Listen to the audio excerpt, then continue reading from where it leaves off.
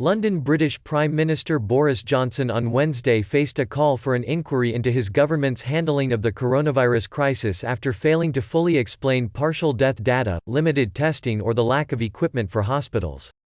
The novel coronavirus outbreak, the worst health crisis since the 1918 influenza pandemic, has left governments across the world grappling with stressed populations, a stalled global economy and overloaded health services. Johnson initially refrained from approving the stringent controls that other European leaders imposed, but he later closed down the country when projections showed 250,000 people could die in the United Kingdom. Since the lockdown, though, the government has given conflicting explanations of why it failed to join a European Union ventilator scheme and admitted there have been problems getting health workers enough protective equipment. Once we are through this crisis, there will of course need to be an independent inquiry to officially review the government's response to the pandemic, Ed Davey, acting leader of the opposition Liberal Democrats, said in a statement.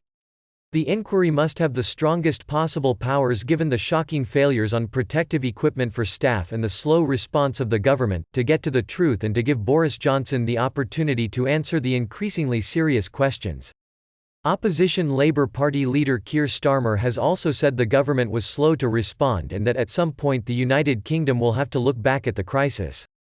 Johnson battled grave COVID-19 complications in intensive care earlier this month.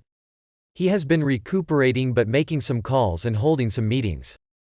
The true extent of Britain's COVID-19 death toll was more than 40% higher than the government's daily figures indicated as of April 10, according to official data that put the country on track to become among the worst hit in Europe. The latest hospital death data shows 17,337 people had died after testing positive across the United Kingdom. The Financial Times said an analysis of the latest data from the Statistics Office showed the outbreak had caused as many as 41,000 deaths in the United Kingdom. Health Secretary Matt Hancock told reporters that the 40% gap between the daily data and the more comprehensive ONS data was not an accurate representation of those figures. There was also confusion over ventilators. The top official in Britain's foreign ministry said on Tuesday he had been mistaken when he told a committee of lawmakers the government had made a political decision not to participate in a European scheme to buy ventilators to fight the coronavirus. On testing too, Britain is far behind some European peers such as Germany. Hancock has faced questions about a pledge to get to 100,000 tests per day done by the end of this month. So far just over 18,200 tests are being done per day. The Daily Mirror said in an editorial, Johnson's inept government is plunging incompetence to dangerous depths.